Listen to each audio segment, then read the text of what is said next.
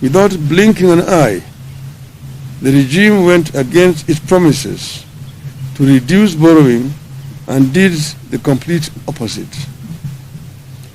Kenyans responded to this turn of events by trying to steady their businesses, especially the small enterprises.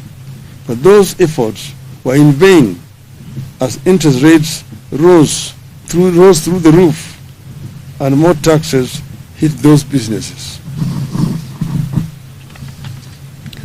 Only the government can now afford to borrow at the astronomical rate of 17% or more from the domestic market.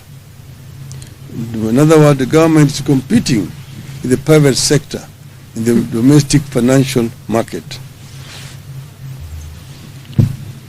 The result has been that micro and small businesses are struggling, defaulting, and folding up, while the larger private sector is at best stagnating or equally folding up. In the last 1 year, the proportion of micro and small businesses defaulting on loans has increased by 17%. Today, 6 out of 10 micro and small businesses are either paying late, paying only a part of their installment, or are unable to pay. Inflation is driven by the cost of food and fuel. As long as the government has not resolved the price of food and fuel, the cost of living will not come down. No amount of fertilizer will lower the cost of food as long as the cost of fuel is unchecked. Diesel is one of the highest costs in farming. Even if you give the citizen a bag of fertilizer, but make it impossible for her or him to plow an acre of land, you have not solved the problem.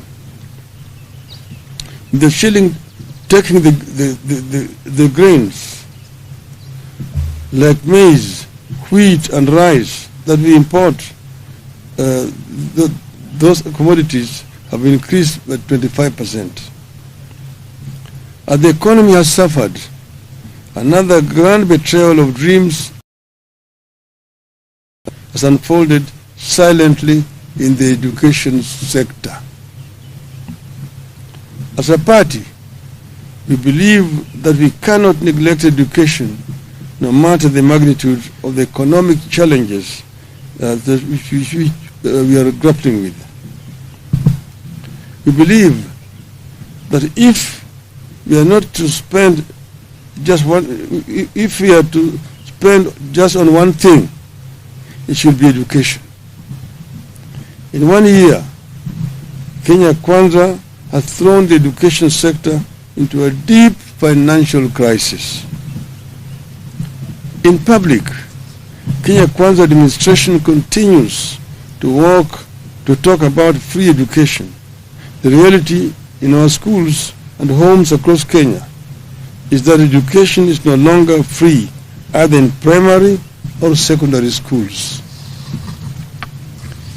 Inadequate funding is growing into a full-blown crisis in primary and secondary schools, forcing head teachers to beg from well-wishers to help finance schools, straining parents further, and threatening the high enrollment reached in recent years as many students are sent home for school fees.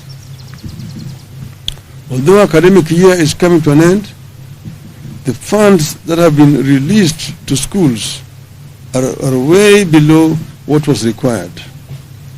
In some of the schools, the government has disbursed as low as 15,000 shillings for a student population of 400. Some schools received as low as Kenya shillings 3,000. We are, however, very concerned that under the Kenya Kwanza, education and the country are getting compromised by mismanagement, lack of clarity, lack of interest, and weak leadership in the sector. Verbally, education field officers have been instructed to work with schools, PTAs, and BOMs and approve measures to help schools raise funds for their operations.